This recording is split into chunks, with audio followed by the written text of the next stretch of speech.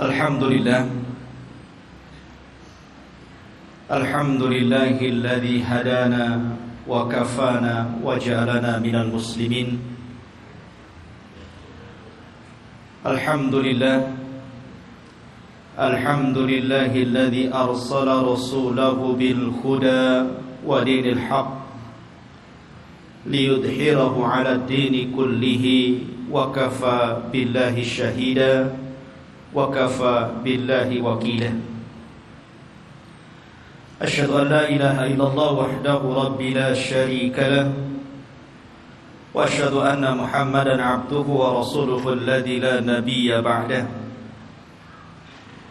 Faqala Allah 'azza wa jalla ya ayyuhalladzina amanu taqullaha haqqa tuqatih wa la tamutunna illa wa antum muslimun.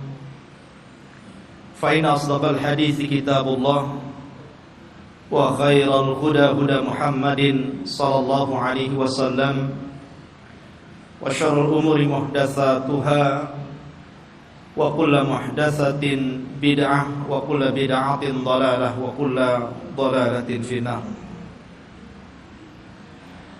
Ma'asyiral muslimin, jamaah sekalian yang dirahmati Allah Subhanahu wa taala.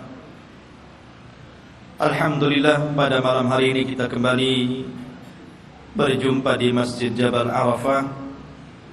Semoga Allah Subhanahu wa ta'ala membalas yang membangunnya dan juga yang memakmurkannya.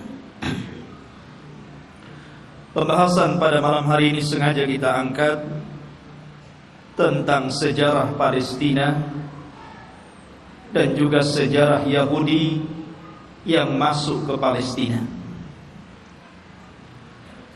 Kenapa saya angkat permasalahan ini? Karena belakangan ini kita dihebohkan dengan dunia tentang pernyataan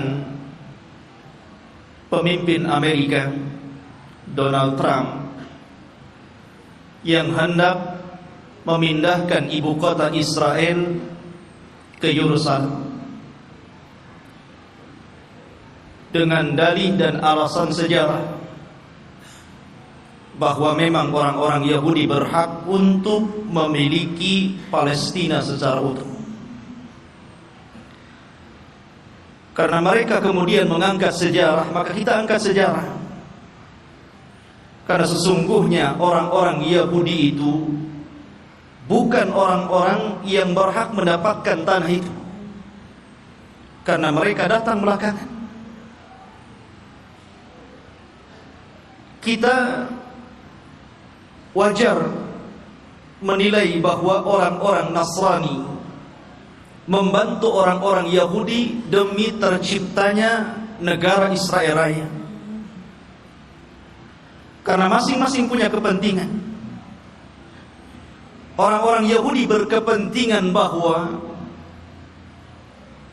di Israel ini, maksudnya di Palestina, tepatnya di Masjidil Aqsa, mereka meyakini bahwa disitulah haikal Sulaiman. Dan haikal itu maksudnya tempat yang dulu pernah dibangun oleh Nabi Sulaiman. Mungkin semacam masjid bagi orang Islam seperti itu. Dan tidak besar, hanya beberapa meter kali beberapa meter saja. Dan orang-orang ini berusaha untuk menggali situs-situs itu dan ingin mendirikan kembali haikal Sulaiman dan merobohkan Masjidil Aqsa.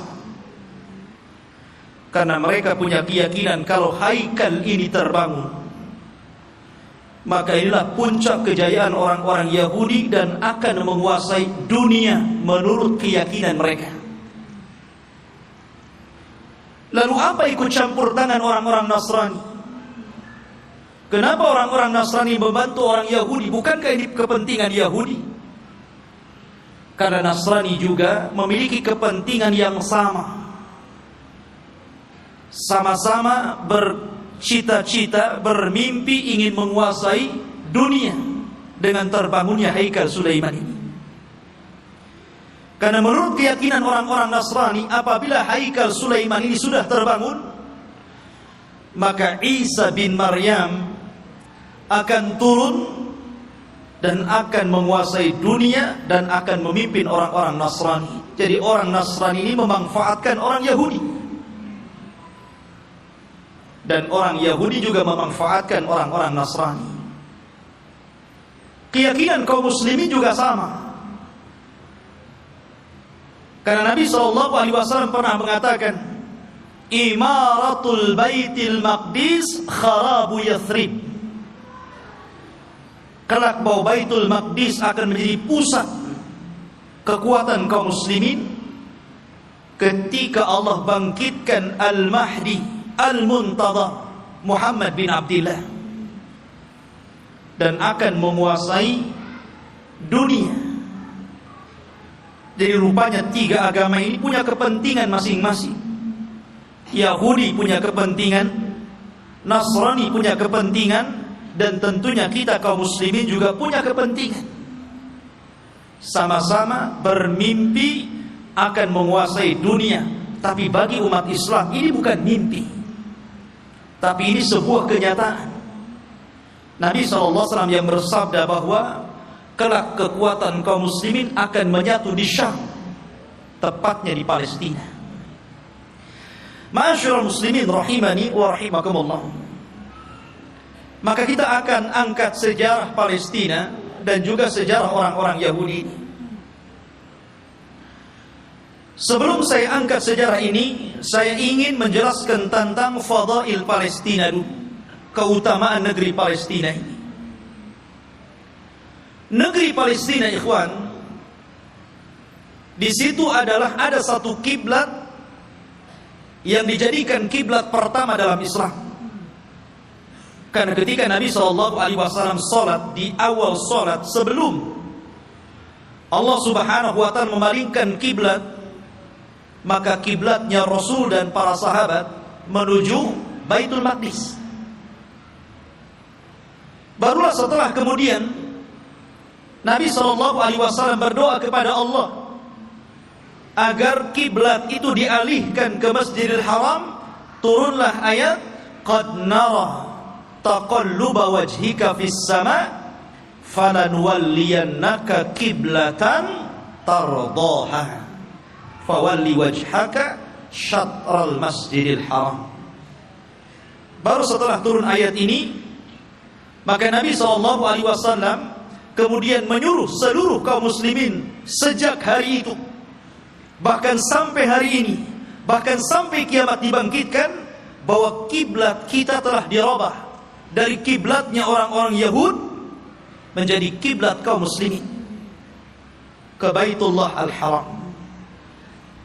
Dari sini menunjukkan bahwa ada sejarah bahwa Baitul Maqdis yang ada di Palestina adalah kiblatnya kaum muslimin.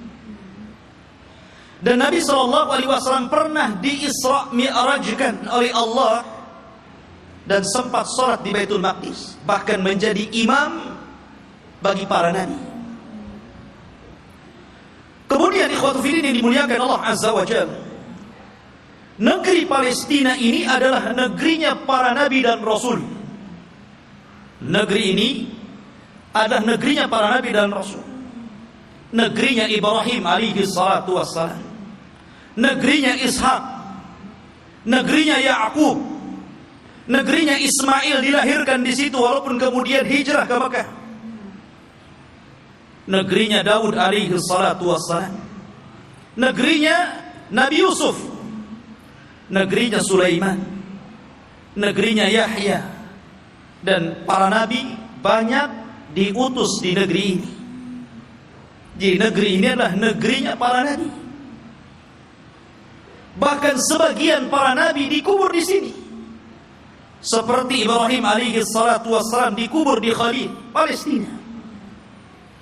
Kemudian juga Nabi Yusuf alaihi salatu wassalam dahulu dikubur di Mesir, tapi kemudian jasadnya dibawa ke Palestina dan dikubur di Palestina. Kemudian juga kuburannya Nabi Ishak alaihi salatu wassalam, kuburannya Nabi Ya'qub, Nabi Harun, Nabi Musa, seluruh para nabi ini dikubur di Palestina. Jadi ini memang negerinya para nabi, negeri yang sangat suci, negeri tersuci ketiga setelah Mekah, Madinah, kemudian Syam. Dan Nabi SAW pernah bersabda, Tuba lisyam, Tuba lisyam, Tuba lisyam.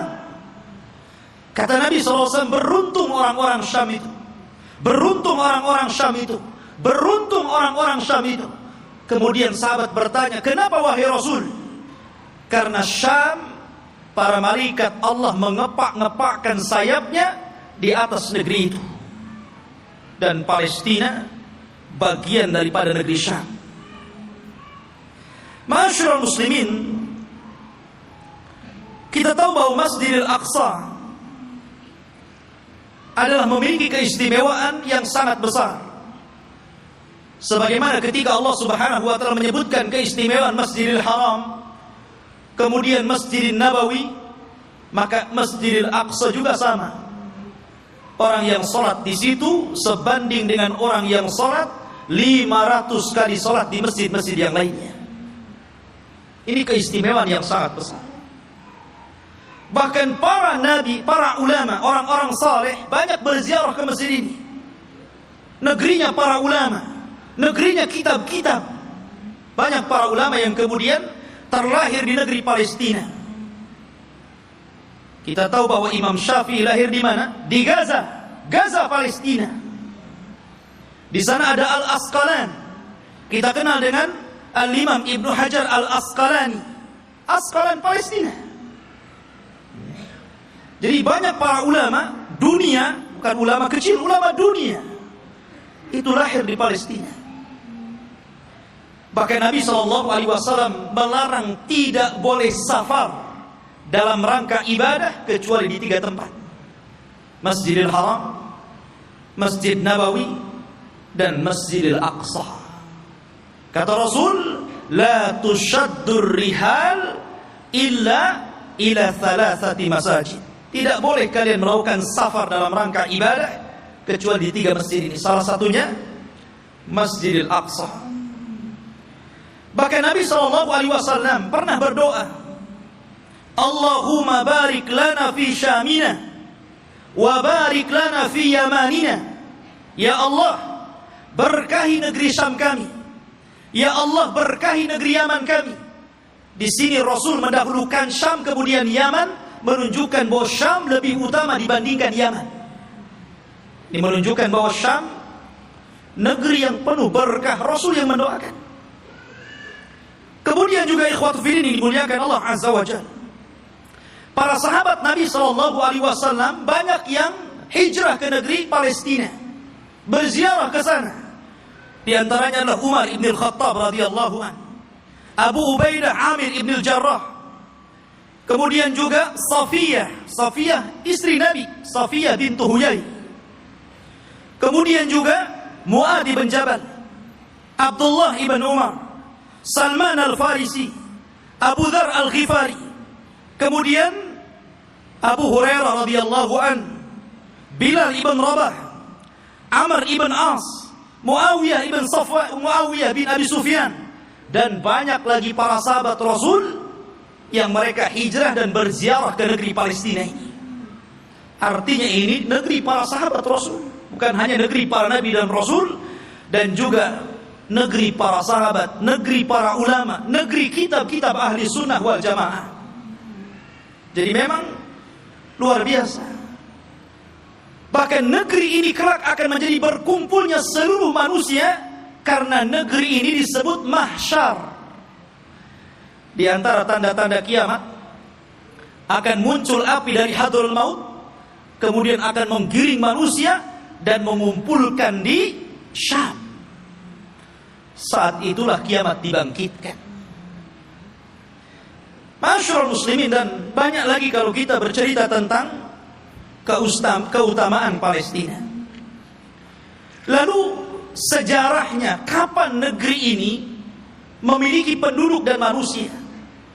Apakah orang-orang Yahudi yang mengklaim bahwa mereka adalah memiliki tanah Palestina dan sekitarnya, ataukah siapa? Disebutkan ikhwatu fiddin dalam sejarah, baik sejarah yang dicatat oleh para ulama Islam ataupun sejarah yang dicatat Barat. Bahkan sejarah ini juga tertera dalam perjanjian lama, Taurat, bahwa dahulu yang menghuni negeri tersebut bukan Yahudi. Yahudi itu jauh datang belakangan. Ya.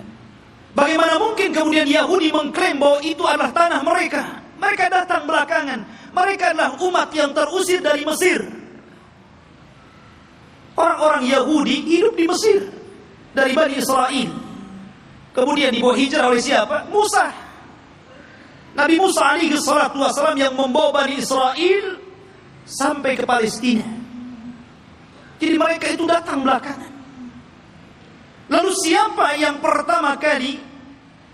Menurut situs sejarah ada yang mengatakan bahwa orang-orang yang menempati negeri itu adalah satu kabilah yang bernama Kan'aniyun. Kan'aniyun ini kabilah keturunan dari Syam. Syam ibn Nuh alaihi salatu wassalam. Artinya ini kabilah dari Jazirah Arab. Jadi orang Arab yang pertama kali memiliki tanah itu.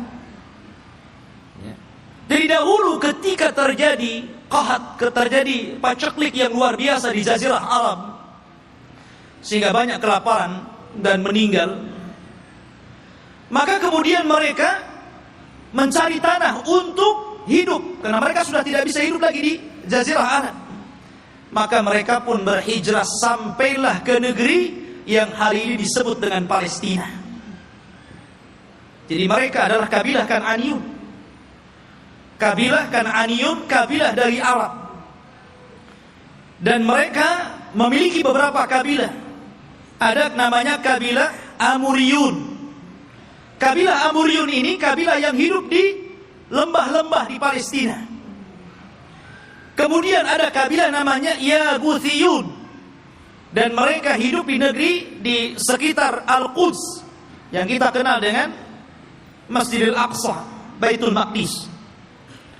Kemudian adapun Kan'aniyun, maka mereka hidup di satu daerah yang bernama Arihah, dan Arihah adalah kota tertua di dunia. Belum ada kota di zaman itu kecuali Arihah. Makanya Arihah itu kota tertua di dunia, belum ada kota kecuali ini. Lah hiduplah kabilah namanya Kan'aniyun. Ma'asyiral muslimin rahimani wa rahimakumullah. Lalu kenapa muncul kalimat Palestina?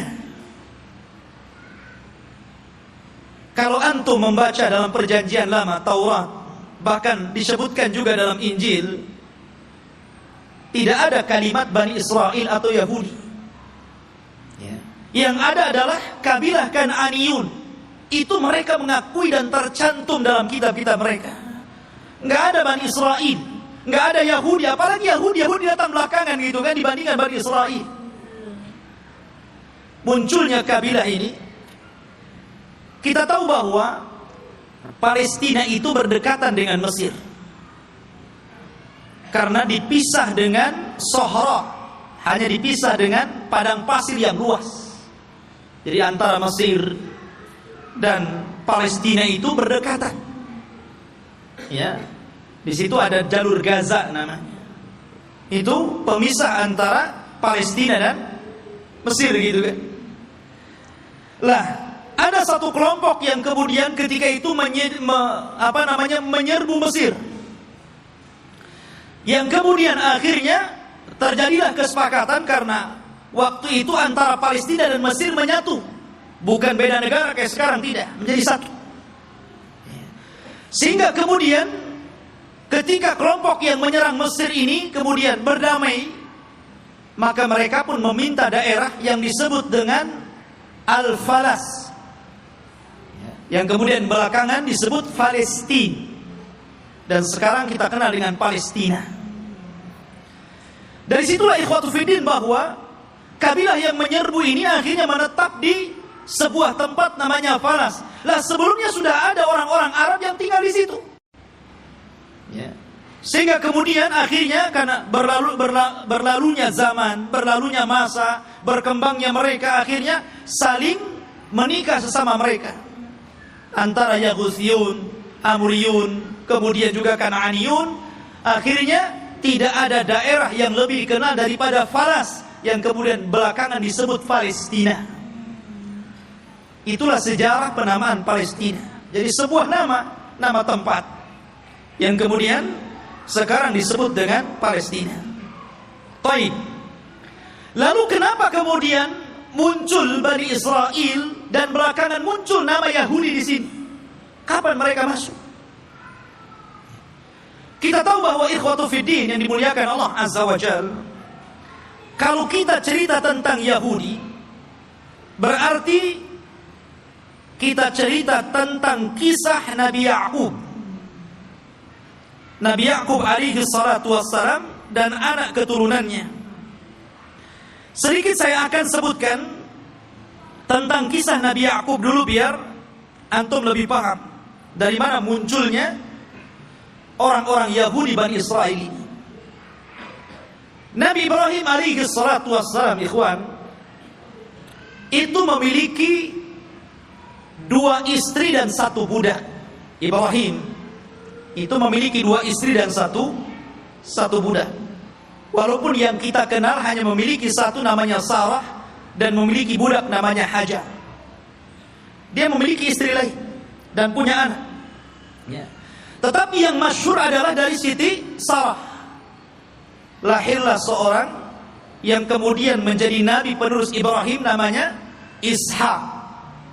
Nabi Ishak. Dari Ishak inilah kemudian lahir namanya Ya'qub. Ya'qub ini banyak saudaranya. Dan selalu ada konflik antara Ya'qub dan saudara-saudara Ya'qub yang lainnya. Lah Ya'qub ini anak Ishak yang paling soleh, yang kemudian menjadi penerus Ishak, menjadi nabi juga, Nabi Ya'qub namanya. Sehingga dia terkadang di malam hari selalu menyendiri, selalu pergi di malam hari. Dalam bahasa Arab, pergi di malam hari itu namanya Isra. Makanya ada Isra, ada Mi'raj. Isra itu perjalanan malam yang ditempuh Rasul dari Masjidil Haram ke Masjidil Aqsa. Ya. Kemudian karena Ya'qub ini selalu berjalan tengah malam, makanya kemudian dia pun disebut Israel.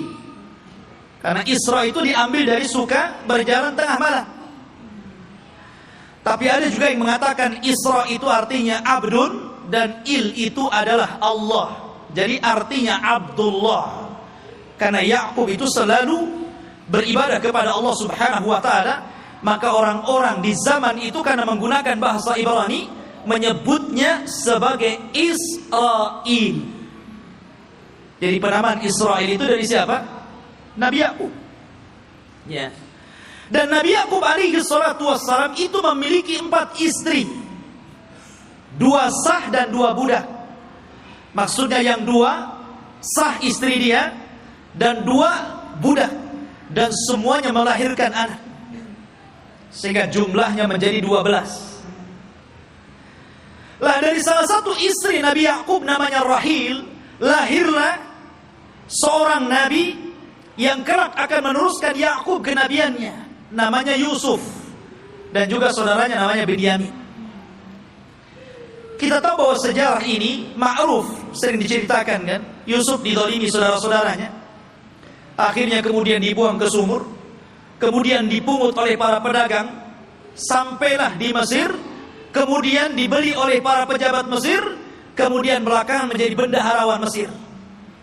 Dari sinilah kemudian Yusuf memborong seluruh keluarganya dari Palestina menuju Mesir.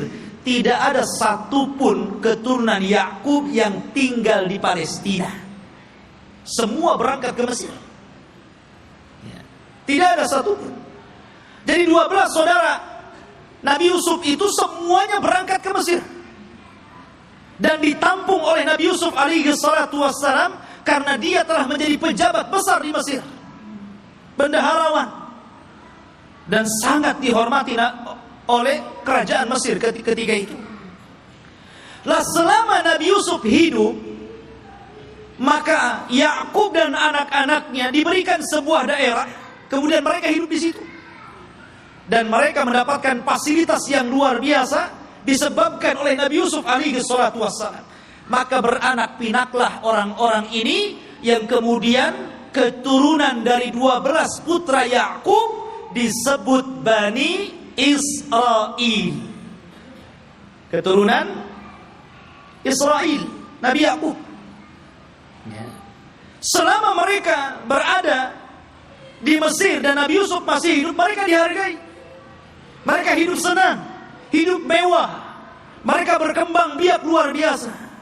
Tapi setelah Nabi Yusuf alaihi salatu wassalam meninggal dunia, mulailah kemudian Mesir menekan mereka. Mulailah suku Kipti, suku terbesar ketika itu yang menguasai Mesir, rajanya namanya Fir'aun, mulailah menjajah Bani Israel ini. Belakangan kemudian Bani Israel menjadi budaknya Fir'aun. Budaknya Fir'aun. Tertindas mereka. Karena tertindas inilah, maka kemudian Allah Subhanahu wa ta'ala utus kepada mereka secara singkat siapa? Nabi Musa. Nabi Musa diutus kepada mereka menjadi Rasul Bani Israel dan untuk mendakwahi Fir'aun. Dan subhanallah ikhwan, kita tahu bahwa di zaman Bani Israel diutusnya Nabi Musa alaihi salatu wassalam kepada mereka, Bani Israel ini menyaksikan 9 mukjizat besar di hadapan mereka dengan mata mereka sendiri. Ketika mukjizat itu turun kepada bangsa Fir'aun, orang-orang Bani Israel juga melihat. Dan 9 mukjizat itu disebutkan di dalam Al-Quranul Karim. Yang pertama, mukjizat yang kita dikenal dengan hajar, batu. Batu yang mengeluarkan 12 mata air. Dan Allah Subhanahu wa ta'ala mengatakan, wa idistasqa Musa liqaumihi faqul nadrib bi asaqal hajar fanfajarat minhu 12 asyrata ainan. Dan ketika Bani Israel meminta hujan kepada Nabi Musa karena mereka sudah kehausan, tidak ada air, maka Allah Subhanahu wa ta'ala firmankan, pukullah wahai Musa batu itu. Maka dipukullah oleh Musa batu tersebut, tiba-tiba memancar 12 mata air. Mukjizat. Dari sini mereka menyaksikan mukjizat ini. Tapi Bani Israel ini ikhwan adalah orang yang sangat keras kepala. Nanti kita akan sebutkan bagaimana keras kepalanya orang ini. Ya. Kemudian yang kedua, mereka menyaksikan bagaimana terbelahnya lautan. Betul-betul menyaksikan itu. Dan mereka melewati lautan. Ketika Fir'aun mengejar-ngejar Nabi Musa dan Bani Israel yang lari dari Mesir ke Palestina, kemudian mereka dihadang oleh lautan besar, maka Allah Subhanahu wa ta'ala mengatakan, fa'auhayna ila Musa anidrib bi'asakal bahra. Dan kami wahyukan kepada Musa agar memukul dengan tongkatnya lautan. Fanfalaqa fakana kullu firqin kataudil adhim. Maka kemudian tiba-tiba lautan terbelah menjadi 12 jalan. Kenapa 12 terus? Karena memang Nabi Musa alaihi salatu wassalam membawahi 12 kabilah Bani Israel. Jadi mereka dikasih satu-satu. Mata air satu kabilah satu. Ketika memukulkan lautan juga dibuat 12 jalan. Jadi masing-masing kabilah berjalan sendiri-sendiri. Mereka menyaksikan itu. Ya. Kemudian juga menyaksikan tongkat. Ketika Nabi Musa alaihi salatu wassalam berduel dengan tukang-tukang sihir Fir'aun, maka Allah Subhanahu wa ta'ala katakan, fa'alqa asahu fa'idha hiya thu'ban mubin. Fa'alqi asah. Maka Musa pun kemudian melemparkan tongkatnya. Tiba-tiba tongkat itu menjadi ular yang sangat besar. Bani Israel menyaksikannya, menyaksikan bagaimana tongkat Musa berubah menjadi ular besar dan memakan ular-ular kecil tukang-tukang sihir Musa, tukang-tukang sihir Fir'aun. Kemudian juga kekurangan makanan dan hilangnya buah-buahan, sehingga Fir'aun dan juga kabilah-kabilah Fir'aun dari kalangan Kibti, mereka merasa kelaparan, susah cari buah-buahan. Allah Subhanahu wa taala berfirman, "Walaqad akhadna ala fir'auna bisinin wa naqsim minats thamarati la'allahum yadhakkarun." Dan ingatlah ketika kami memberikan hukuman kepada keluarga Fir'aun dan juga para pengikutnya dengan kekeringan yang berkepanjangan dan kurangnya buah-buahan, agar mereka mau kembali ke jalan yang benar. Dan Bani Israel menyaksikan ketika orang-orang Fir'aun kelaparan, mereka justru kekenyangan. Ini mukjizat. Ya. Kemudian juga tufan, angin yang sangat besar, yang kemudian banyak membunuh, menghancurkan tembok-tembok dan juga rumah-rumah. Allah katakan, fa arsalna alaihim tufan. Allah kirim kepada mereka tufan, angin yang sangat besar. Kemudian juga al-jarad, di mana-mana belalang. Belalang di mana-mana, ikhwan. Di rumah-rumah, di dapur-dapur, bahkan di tempat tidur, belalang di mana-mana. Kemudian juga kumal kutu dan juga dafadi', katak dan kodok, di mana-mana ada kodok. Kemudian juga darah, di mana seluruh air bersih menjadi merah dan berdarah. Dan ini disaksikan Bani Israel dan juga orang-orang Fir'aun. Kemudian juga bagaimana tangan Nabi Musa yang bercahaya, dan banyak lagi mukjizat yang diberikan kepada Musa. Tapi sekali lagi saya katakan, ikhwan, bagaimana degilnya Bani Israel. Allah sudah tampakkan banyak mukjizat kepada mereka, tapi mereka kufur kepada Allah Azza wa Jalla. Kita perhatikan ketika Nabi Musa alaihi salatu wasallam berhasil menyeberangkan Bani Israel sehingga mereka mampu melewati lautan, dan Allah tenggelamkan Fir'aun di Laut Merah. Mulailah kemudian ketika mereka melewati satu kabilah, dan kabilah itu menyembah berhala, tiba-tiba satu di antara mereka datang kepada Musa dan mengatakan, ij'al lana ilahan kama lahum alihah. Hei Musa, jadikan untuk kami berhala-berhala sebagaimana mereka punya berhala untuk disembah. Lihat, Allah sudah tampakkan 9 mukjizat. Harusnya mereka makin beriman, kan begitu? Ini sudah diseberangkan, lihat ada orang yang berhala, minta pula berhala. Bani Israel, inilah wataknya orang-orang Yahudi. Makanya Nabi SAW ketika perang Hunain kemudian melewati ada pohon yang di zaman jahiliyah selalu digantungkan pedang dengan keyakinan bahwa kalau mereka gantungkan pedang di situ, maka pedang itu akan ditransfer kekuatan, dan apabila dipakai, maka pedang itu akan mudah untuk membunuh musuh. Itu keyakinan orang musyrik tabaruk dengan pohon bidara.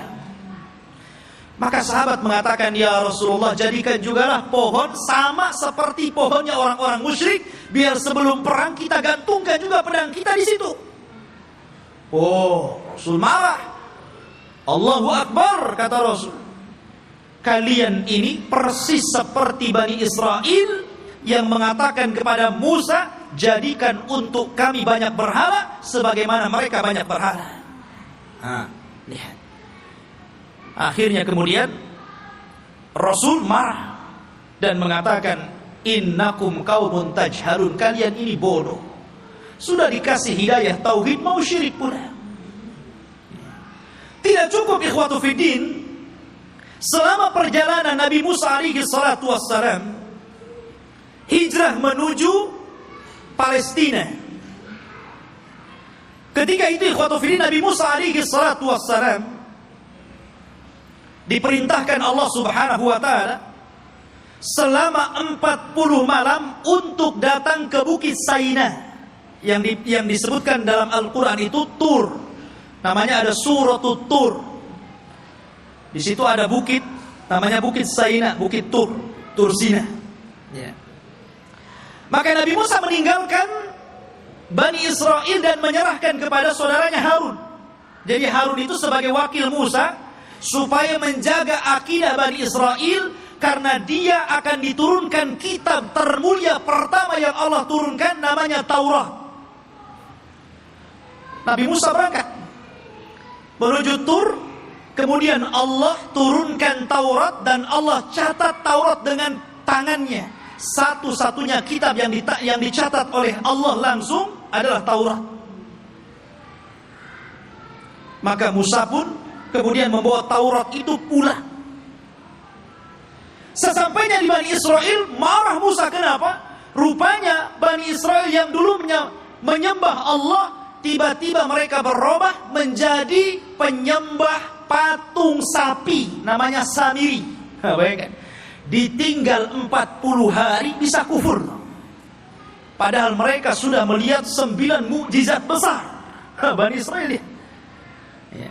Mereka sudah melihat 9 mukjizat. Hanya ditinggal 40 hari oleh Nabi Musa bisa kafir. Menyembah Samiri, patung sapi. Maka kemudian Nabi Musa marah kepada siapa? Kepada Harun. Sampai disebutkan di dalam Al-Quran, Nabi Musa marah, kemudian mengambil rambutnya Harun dan memegang janggutnya seperti ini, kemudian tarik ke depan. Kalau antum nggak ada janggutnya susah dah. Pegang kepala, pegang janggut, kemudian ditarik sama Musa. Maka Nabi Harun mengatakan, "Ya bana la ta'khud bi lihyati wa bi ra'si." Wahai anak saudara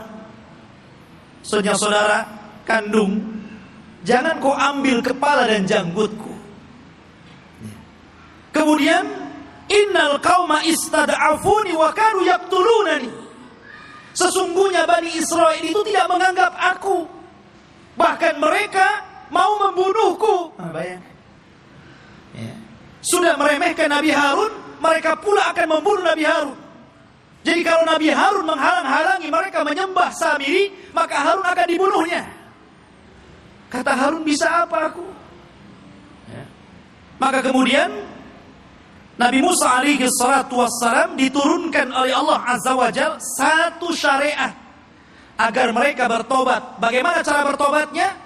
Mereka diberikan pisau dan agar mereka membunuh diri-diri mereka. Gara-gara mereka sudah beralih agama, menyembah Samiri. Dan Allah Subhanahu wa taala katakan, "Wa idz qala Musa liqaumihi ya qaumi innakum zalamtum anfusakum bittikhadikumul ijla fatubu ila bari'ikum faqtulu anfusakum." Dan ketika Musa berkata kepada kaumnya, "Hei kaumku, kenapa kalian mendolimi diri kalian? Kenapa kalian berubah keyakinan kalian? Kalian sembah Samiri, patung sapi itu.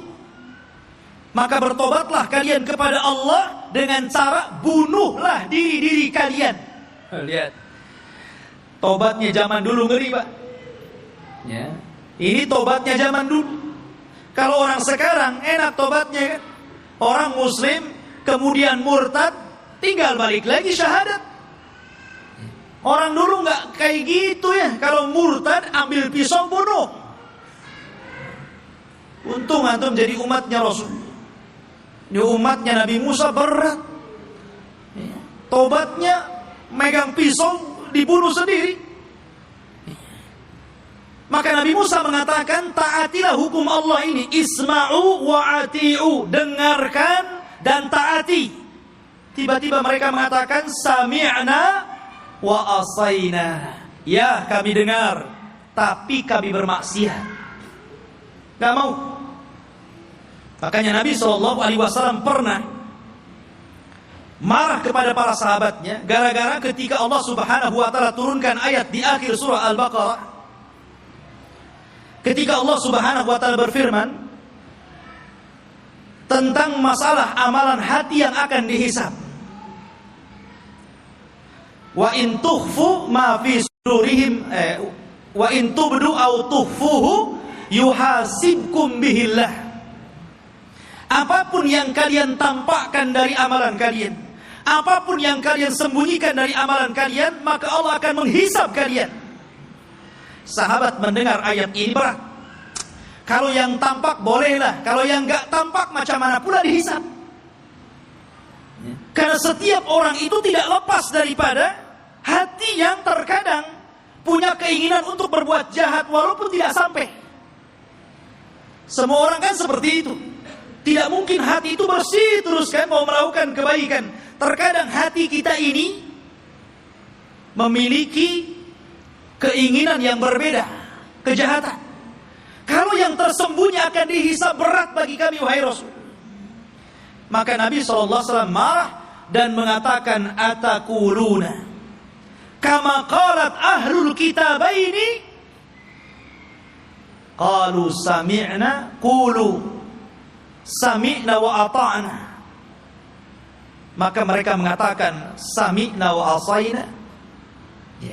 Apakah kalian akan mengatakan seperti perkataan ahli kitab yang disuruh oleh nabinya sami'na wa ata'na, malah mengatakan sami'na wa asaina? Katakan sami'na wa ata'na. Maka sahabat pun kemudian akhirnya mengatakan sami'na wa ata'na. Dari situlah kemudian mereka mendapatkan keringanan. Maka turunlah ayat la yukallifullahu nafsan illa wus'aha. Allah tidak akan membebankan kecuali yang kalian mampu melakukannya.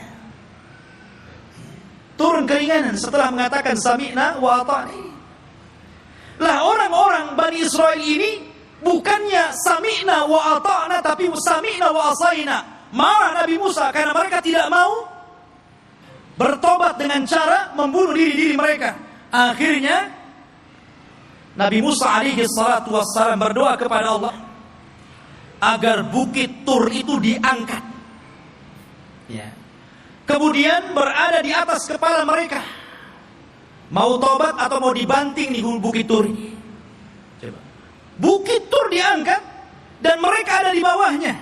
Dan Allah katakan, wa idna taqnal jabala fawqahum ka'annahu dhullatun wa dhannu annahu waqi'un bihim. Khudhu ma atainakum biquwwah wadhkuru ma fihi la'allakum tattaqun. Allah gambarkan ini. Dan ketika kami angkat gunung Tur itu, ya, kemudian seolah-olah gunung itu akan menimpa mereka. Kemudian mereka diingatkan dengan nikmat Allah. Diingatkan bagaimana mereka dulu diperbudak oleh Fir'aun, kemudian diselamatkan oleh Musa, kemudian diberikan nikmat yang banyak. Kalian masih kufur? Barulah ketika bukit akan dibantingkan kepada mereka, barulah mereka mengambil pisau dan membunuh mereka. Oh, jadi mereka melaksanakan itu kalau di bawah ancaman. Itulah Bani Israel, Yahudi itu. Ya. Ma'asyiral muslimin rahimani wa rahimakumullah. Belum sampai di situ. Ketika sebagian mereka melihat bagaimana saudara-saudara mereka harus membunuh diri-diri mereka karena mereka telah berpindah keyakinan menyembah Samiri. Rupanya yang melihat kejadian itu juga tidak mau bertobat, tetap juga kufur. Suatu ketika mereka meminta kepada Nabi Musa alaihi salatu wassalam untuk diturunkan maidatan minas sama. Makanan tetapi langsung yang membuat Allah dan diturunkan dari langit. Bisa bayangkan coba? Minta makanan tapi diturunkan dari langit. Apakah kemudian keinginan mereka ditolak? Tidak. Keinginan mereka dikabulkan. Subhanallah. Akhirnya diturunkan makanan namanya manna wassalwa. Manna, diturunkan makanan itu jatuh dari langit, kemudian bergantungan di pohon-pohon. Maka mereka tinggal naik, tinggal diambil makanan itu. Kemudian salwa, sejenis daging burung. Enak makanannya. Gimana nggak enak, langsung dari langit makanannya. Ya. Subhanallah. Akhirnya ikhwatu fiddin, mereka bosan. Asik makan itu saja, bosan akhirnya. Ya.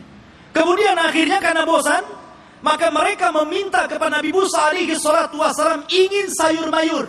Bosan dengan ini katanya. Saya ingin sayuran, ada bawang merah, ada bawang putih. Ya, ya. Sehingga mereka mengatakan wa id qultum ya Musa lan nasbiru ala ta'amin wahid. Dan ketika kalian berkata kepada Nabi Musa, "Hei Musa, kami tidak sabar dengan satu makanan ini saja. Saya minta makanan yang lain." Ya. Akhirnya mereka meminta kepada Nabi Musa itu sayur mayur, mim bakliha wa qithaiha wa fumiha wa adasiha wa basaliha. Ya Allah, dikasih makanan enak, mau makanan yang enggak enak? Maka Allah Subhanahu wa taala mengatakan, ya, atastabdiluna alladhi huwa adna billadhi huwa khair, ihbitu misra.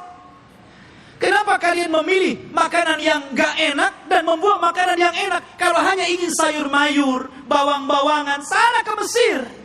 Antum tinggal pergi ke kota, beli ada. Kenapa mesti harus kemudian diturunkan dari langit? Degilnya Bani Israel. Ya, sudah Allah Subhanahu wa taala utamakan mereka, tetap saja mereka kufur kepada Allah Subhanahu wa taala. Bahkan suatu ketika ikhwatu fiddin, ini masih di tengah perjalanan hijrah mereka sampai ke Palestina ini, di sepanjang jalan mereka itu diperlihatkan mukjizat yang banyak. Akhirnya suatu ketika ada salah seorang terbunuh. Kemudian Allah Subhanahu wa taala mewahyukan kepada Nabi Musa agar memotong seekor sapi betina. Kemudian dipukulkan dagingnya kepada orang yang mati, maka dia akan hidup sesaat dan akan menyebut siapa pembunuhnya. Tapi orang Bani Israel ini tidak mau melaksanakan dan mengira itu adalah olok-olokan dari Musa. Gimana Musa ini? Kita ini mencari siapa yang membunuh orang ini. Kenapa disuruh menyembelih seekor sapi? Apa kaitan pembunuhan dengan seekor sapi? Maka Musa mengatakan, sudah, lakukan saja. Kalau mereka melakukan, selesai sebenarnya. Tapi mereka mengatakan, sapinya seperti apa? Warnanya kayak apa? Kemudian sapi ini sudah dibajak atau belum? Coba nyari yang susah. Ya. Akhirnya kemudian disifatkan tuh oleh Allah Subhanahu wa taala bagaimana sapinya. Sapinya safraun faqi'un launuha tasurrun nadirin. Warnanya harus kuning mengkilat, yang kalau orang lihat itu senang. Kan belum tentu ada orang senang. Ini harus senang kalau orang-orang melihat. Susah juga kan? Ya. Awanun baina dzalik, harus nggak boleh tua, nggak boleh muda. Ya. La dalulun fihi wala, dan tidak juga pernah dipekerjakan, artinya tidak pernah dijadikan untuk membajak sawah dan kebun. Pokoknya sulit. Makanya Allah mengatakan hampir-hampir mereka tidak mendapatkan sapi itu. Bukan tidak ada sapinya, ada sapinya. Tetapi mereka tidak sanggup menebusnya. Karena Allah takdirkan sapi itu yang punya anak yatim. Kemudian, karena itu satu-satunya warisan dari orang tuanya, anak yatim yang saleh dari keluarga yang saleh. Maka malaikat menjelma manusia, ngomong sama anak yatim itu, "Nak, nanti sebentar lagi ada orang yang akan menawar sapimu. Jangan kau kasih kecuali kau jual dengan seberat emas seberat sapimu." Gimana coba? Mengumpulkan emas seberat sapi itu gimana itu? Ya. Akhirnya kemudian karena memang itulah syaratnya gitu kan, harus membeli sapi dengan seberat emas sebesar sapi, ya terpaksa orang-orang mengumpulkan apa yang diminta anak itu. Kaya anak ini kan gitu. Ya, seperti itu ta'anutnya orang-orang Bani Israel. Jadi memang, aduh, orang Bani Israel ini keras kepala. Jadi antum jangan kayak Bani Israel, keras kepala. Ya. Bahkan setelah kejadian ini betul-betul mendapatkan sapi, kemudian dipukulkan kepada orang mati dan hidup lagi, kemudian menyebut siapa pembunuhnya. Bukannya mereka bertobat dengan melihat mukjizat ini, bahkan summa qasat qulubuhum, malah keras hatinya, ikhwan. Makin keras. Bahkan Allah mempermisalkan, kalau hati ini keras, batu loh, kalau terkena tetesan air bisa bolong, tapi hatinya Bani Israel lebih keras daripada batu. Bayangkan, itu Bani Israel. Seperti itulah orang-orang Yahudi. Akhirnya ikhwatu fillah, setelah kemudian mereka pun berjalan jauh meninggalkan Mesir gitu. Ada sebuah kejadian, mereka tersesat dan tidak bisa masuk dan meneruskan perjalanan, karena ada satu wasiat Nabi Yusuf yang belum pernah mereka tunaikan, di mana Nabi Yusuf itu berwasiat agar jasadnya dipindah dari Mesir dan dikubur di Palestina. Dan ketika itu tidak ada yang tahu di mana letak kuburan Nabi Yusuf alaihi salatu wassalam kecuali seorang nenek tua. Dan ini teringat dengan kisah Rasul ketika pulang dari peperangan. Ketika itu Nabi SAW kehabisan bekal. Kemudian singgah di salah satu perkampungan di perbatasan Madinah. Perkampungan orang-orang Yahudi yang terusir dari Madinah karena berkhianat. Rupanya Rasul dijamu oleh seorang nenek Yahudi. Karena sudah kehabisan bekal, maka Rasul pun mampir dan diberikan jamuan yang luar biasa. Nabi itu tidak pernah melupakan kebaikan orang, walaupun yang berbuat baik itu orang kafir. Karena balasan yang baik itu harus kebaikan, ikhwan. Orang kalau sudah berbuat baik kepada antum, telah memberikan jasa kepada antum, apakah berupa ilmu, berupa pendidikan, harusnya dibalas dengan kebaikan, bukan malah dizalimi orang tersebut. Lah, Nabi SAW tidak seperti itu. Walaupun yang berbuat baik orang kafir, dia akan berusaha untuk berbuat baik kepada orang yang telah berbuat baik kepada dia. Jadi dia ngomong sama nenek itu, "Nek, kamu sudah berbuat baik kepada saya. Kira-kira apa yang akan kau minta?" Karena Rasul kan baru pulang dari peperangan, banyak membawa harta ghanimah, harta rampasan perangan itu. Kata nenek tersebut, "Karena engkau memintanya wahai Muhammad, aku ingin seorang pembantu. Berikan untukku pembantu agar aku bisa hidup tenang. Ada yang ngurus pembantuku." Maksudnya budak untuk membantu dirinya di rumahnya. Kata Rasul, "Baik, saya akan kasih. Apalagi, Nek?" Kata nenek tersebut, "Aku ingin seekor unta, agar kalau kemana-mana aku tidak jalan kaki. Aku kan punya kendaraan, dan unta di zaman itu, ikhwan, kendaraan yang mewah." Makanya Rasulullah SAW kalau mempermisalkan sesuatu itu pasti dengan unta. Kata Rasul kepada Ali, "Wahai Ali, kalau lantaran lisanmu ada satu orang dapat hidayah, lebih baik daripada unta merah." Karena unta merah itu kendaraan yang termahal. Sebutkan kendaraan hari ini termahal berapa miliar harganya, triliun begitu kan? Itulah unta merah.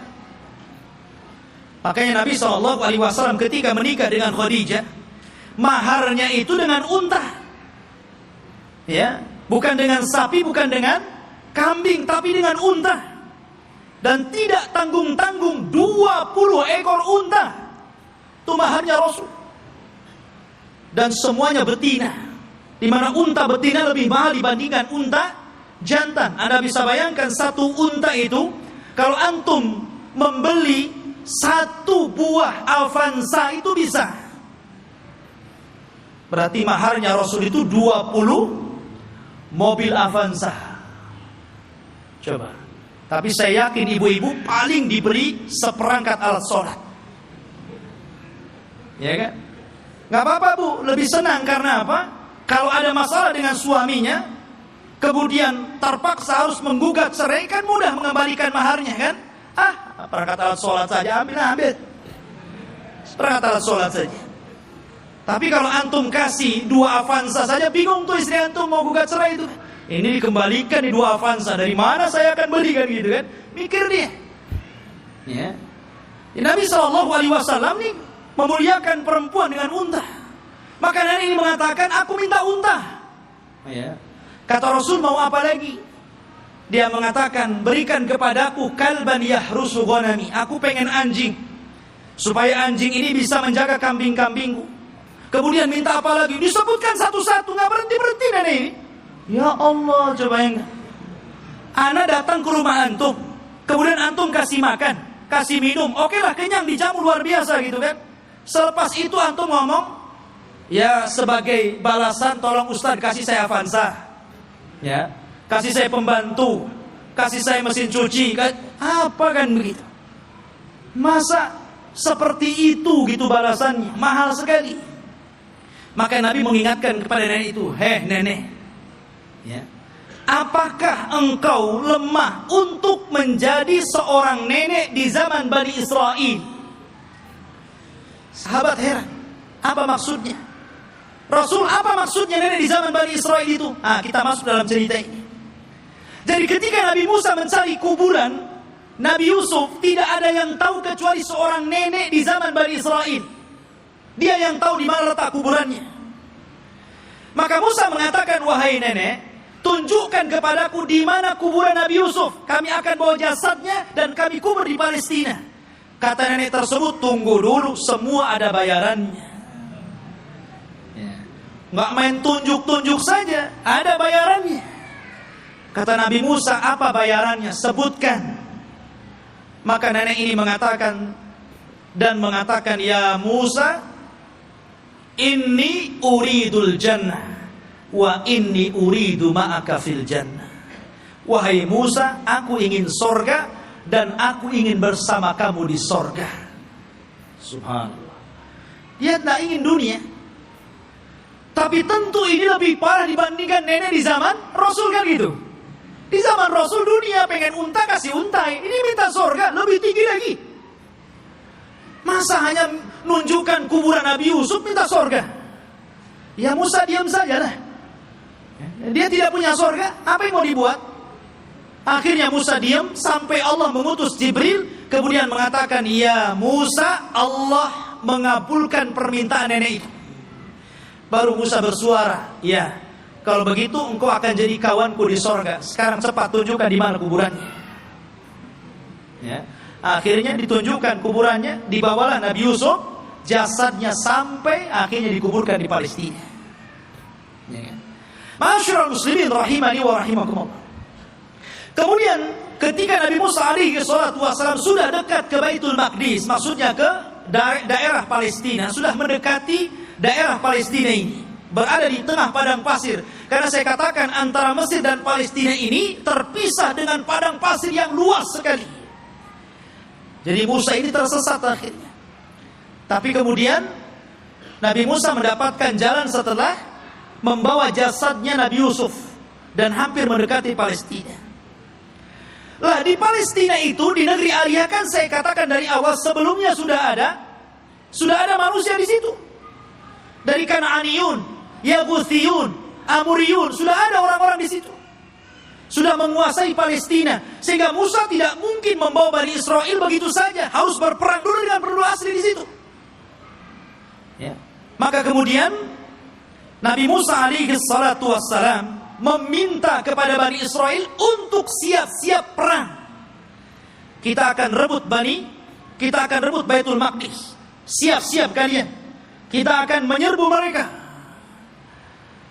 Maka mereka mengatakan, setelah Nabi Musa menyebutkan, wa idh qala Musa liqaumihi ya qaumi dzkuru ni'matallah 'alaikum ij'ala fikum anbiya wa ja'alakum mulukan wa ataakum ma lam yu'ta ahadan minal alamin.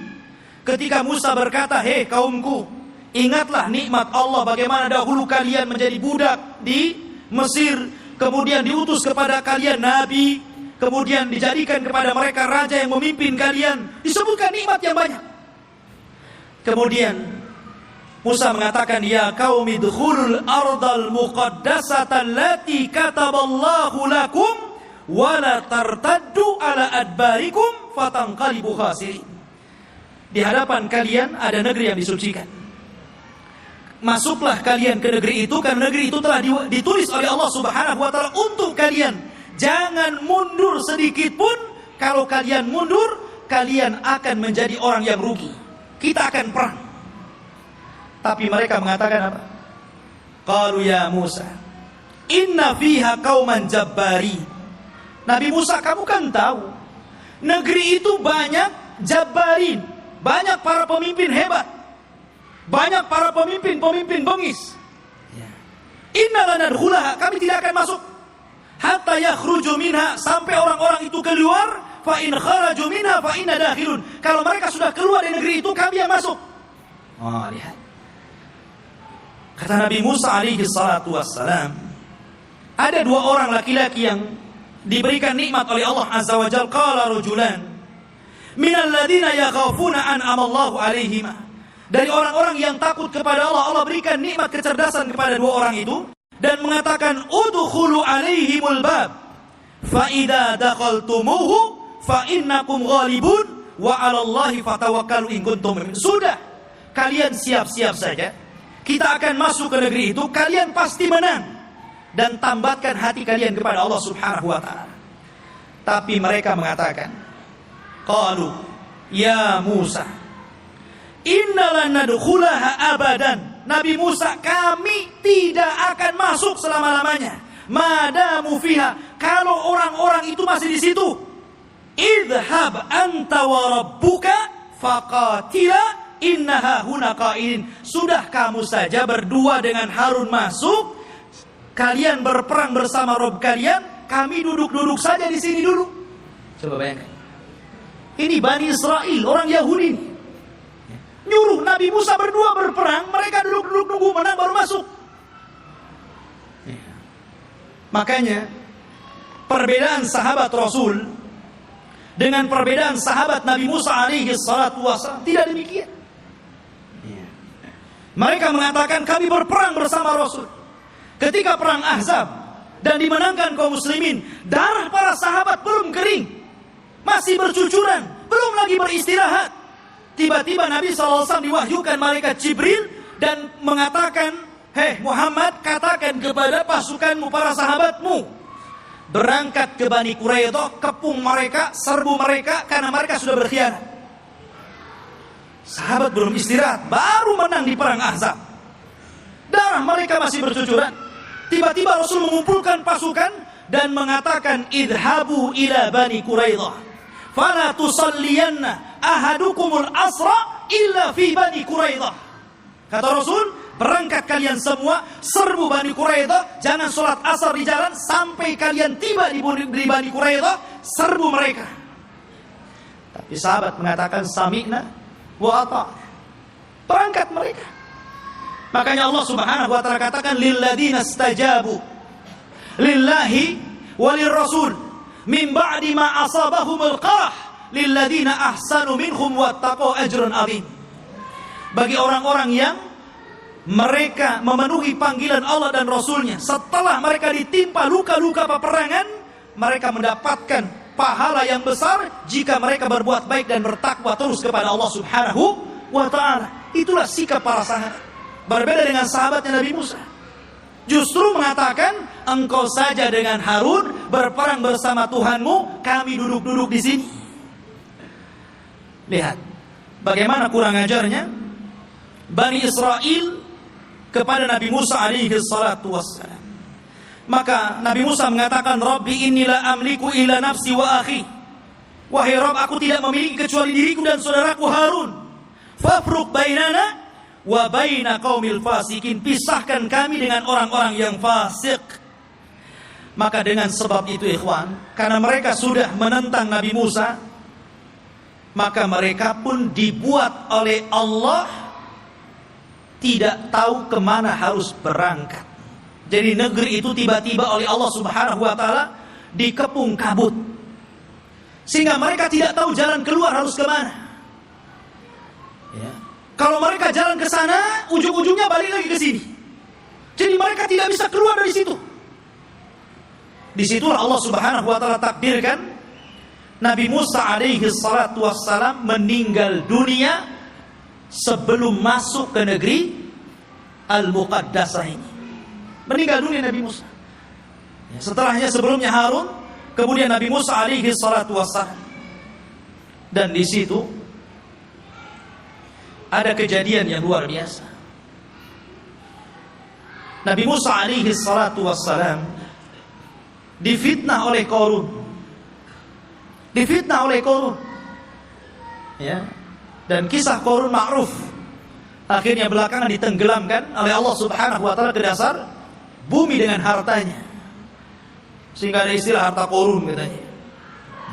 Tapi yang jelas bahwa Nabi Musa meninggal dunia dan ketika itu digantikan oleh pembantunya namanya Yusha ibn Nun.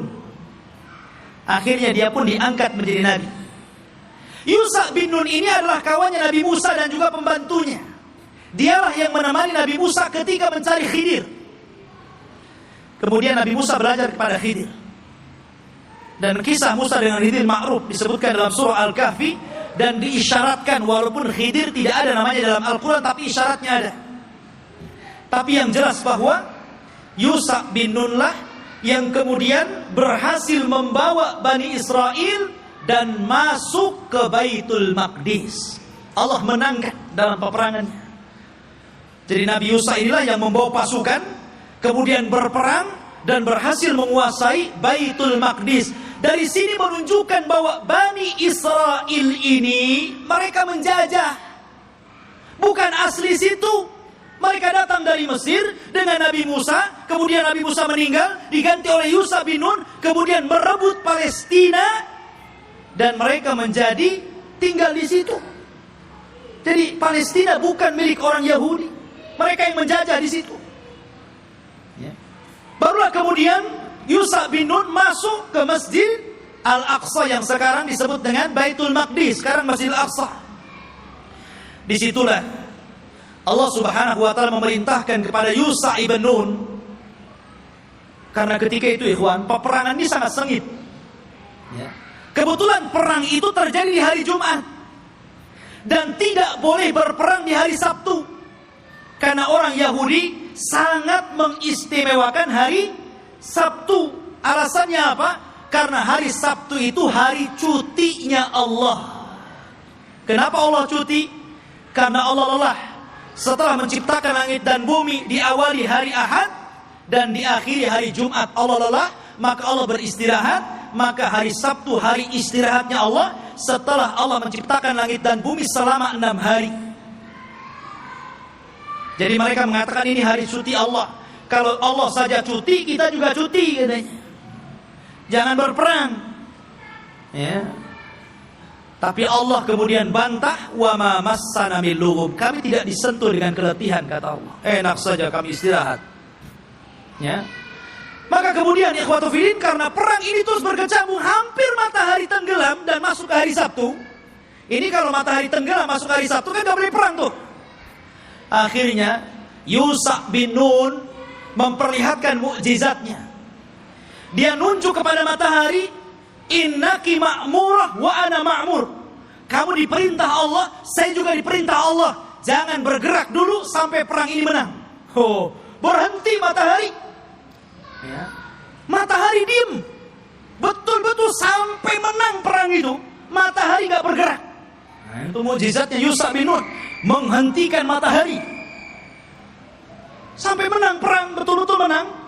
Akhirnya setelah menang baru matahari berjalan dan masuk ke hari Sabtu.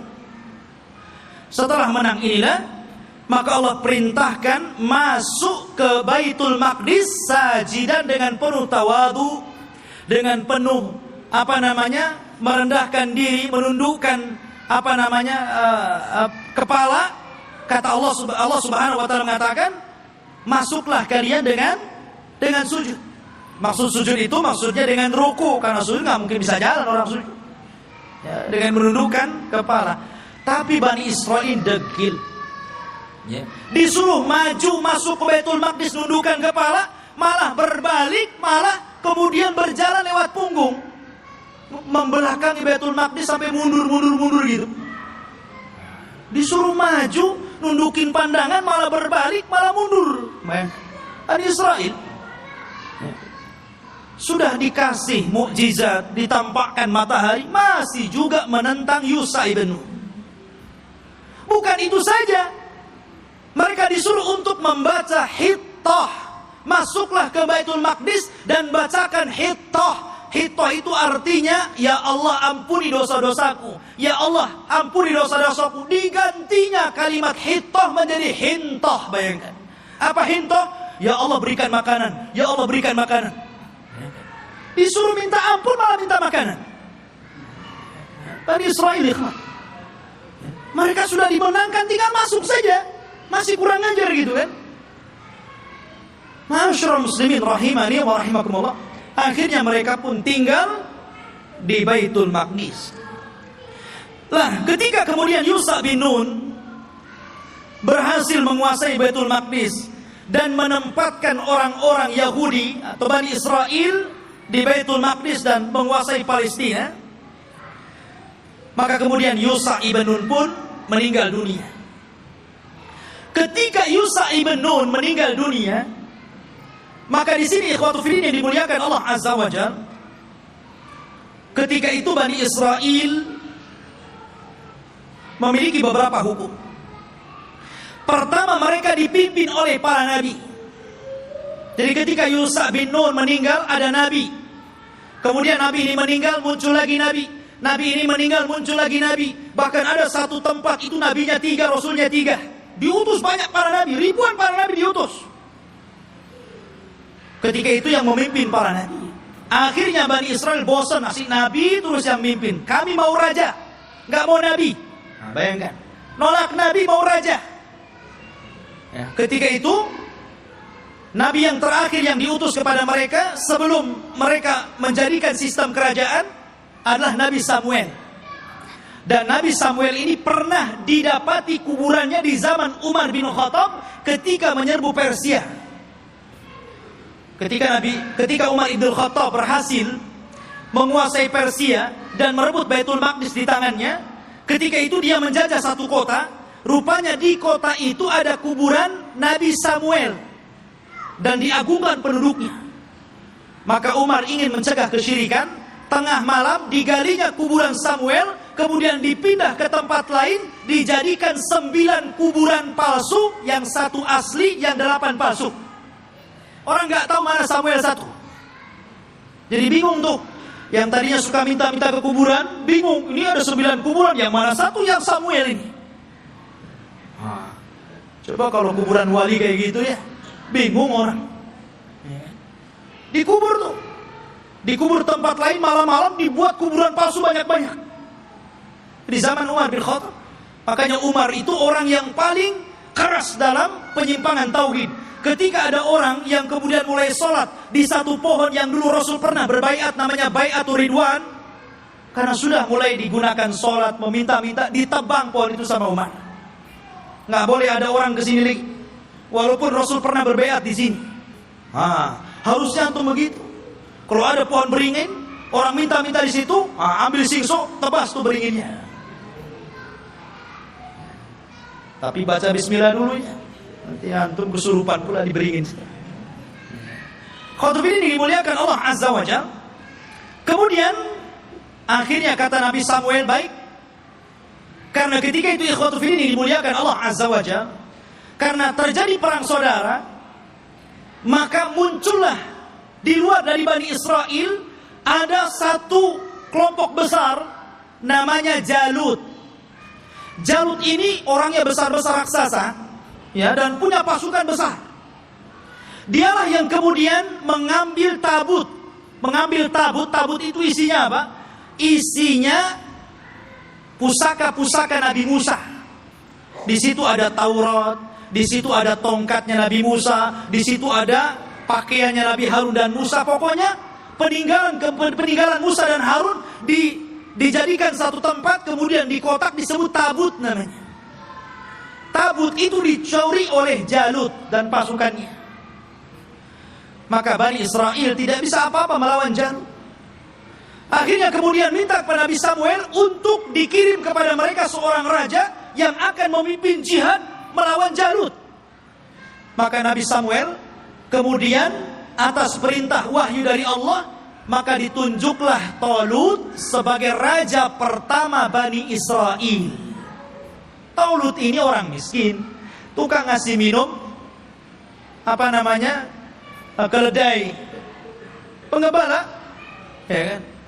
Kata Bani Israel, masa si Tolut jadi raja? Siapa si Tolut itu kan gitu? Nggak punya nasab, orang miskin, nggak punya harta, nggak mau. Ya, kami mau raja itu yang wah, yang gagah, yang kaya, yang punya harta. Si Tolut pula jadi raja, nggak mau. Ya kan? Akhirnya kemudian Allah Subhanahu wa taala tunjukkan kehebatan Tolut ini. Diutusnya malaikat, kemudian malaikat ini mengambil tabut yang ada di Jalut, kemudian diserahkan kepada Tolut, menunjukkan bahwa sekarang Tolut sudah punya tabut. Kalian gak percaya juga dengan Tolut? Dari situlah sebagian mereka mulai mau mengikuti Tolut, dan sebagian yang lainnya mau menolaknya. Maka Tolut mengatakan, kita akan berangkat jihad, persiapkan kalian.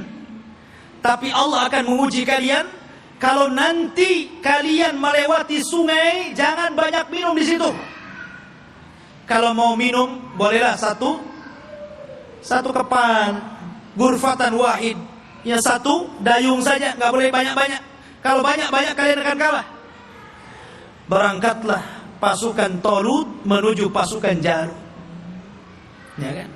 Rupanya betul di tengah mereka ada sungai, karena mereka sudah kelelahan, kehausan, ada sungai. Wah, nggak peduli dengan Tolut, minum banyak-banyak orang. Dari berapa ribu gitu kan, hanya tinggal separohnya yang masih nurut dengan Tolut. Akhirnya yang ini pulang, nggak melihat pasukan Jalut gede-gede, nggak berani pulang. Ya, yang sedikit inilah kemudian mikir nih, ini tentara banyak, besar-besar, gimana cara melawan mereka? Akhirnya mereka nggak berani bergerak untuk melawan Jalut. Maka kemudian Nabi Musa, Nabi Raja Tolut mengatakan, siapa yang akan berperang dan berhasil membunuh Jalut, maka aku kawinkan dia dengan putriku. Rupanya satu pun gak bergerak. Ngapain dikawinkan kalau harus mati gitu? Iya kan? Gak mau bergerak juga. Akhirnya ada anak muda namanya Daud. Dia berani tuh Daud tuh, yang kemudian belakangan menjadi nabi dan raja, Nabi Daud dan Raja Daud. Dia yang berani. Kemudian dia lempar tombaknya, kena Jalut, mati di tangan dia. Zaman dulu kalau sudah pemimpin yang mati, kalah orang itu. Ya, meninggal di tangan Daud. Maka akhirnya Daud pun dinikahkan dengan putrinya Tolut. Dan Tolut mengatakan, kalau dia meninggal, maka orang ini yang akan menggantikan aku menjadi raja. Tolut punya anak, tapi karena dia sudah berjanji, siapa yang membunuh Jalut, dia akan dinikahkan dengan putriku dan akan menjadi penggantiku. Maka setelah Tolut meninggal dunia, mau tidak mau Daud diangkat jadi raja. Tapi anaknya Tolut yang lain gak setuju. Ya kan? Harusnya anak yang jadi raja, kenapa Daud menantunya kan itu? Disitulah kemudian pecah Bani Israel menjadi dua kerajaan. Kerajaan anak-anaknya Tolut dan kerajaan Daud. Dari sini ikhwatu fillah mulai terjadi goncang. Ya. Tapi Nabi Daud ini ikhwan adalah orang yang cerdas. Karena Allah berikan mukjizat, tangannya itu bisa melembutkan besi. Ya. Jadi kalau besi itu nggak perlu dilas, dipotong-potong aja sama dia kan begitu. Wa alanna lahul hadid. Dia bisa melembutkan besi, bukan sulap ikhwan. Itu mukjizat. Kalau enggak gini aja dia. Ya, mukjizatnya Nabi Daud. Dia punya kekuatan, akhirnya dia pun melawan anak-anaknya Tolut yang lain dan mempersatukan kembali Bani Israel. Setelah dia meninggal, maka puncak kekuasaan Bani Israel ada di tangan putranya Daud, Nabi Sulaiman. Disitulah puncak kekuasaan Bani Israel, puncak kekuasaan Yahudi. Ya. Dan hanya ada 4 raja yang pernah menguasai sebagian besar dunia. Yang 2 mukmin dan 2 kafir. Yang pertama mukmin, namanya Dzulqarnain, sebutkan dalam surah Al-Kahfi. Yang kedua Sulaiman, ini keduanya mukmin. Dan keduanya kafir. Yang pertama Namrud di zaman Nabi Ibrahim. Kemudian Bukhtun Nasr, nanti ada kisahnya akan nyusul. Ya. Jadi Sulaiman ini Allah Subhanahu wa taala berikan kekuasaan yang tidak diberikan kepada orang sebelum dan setelahnya.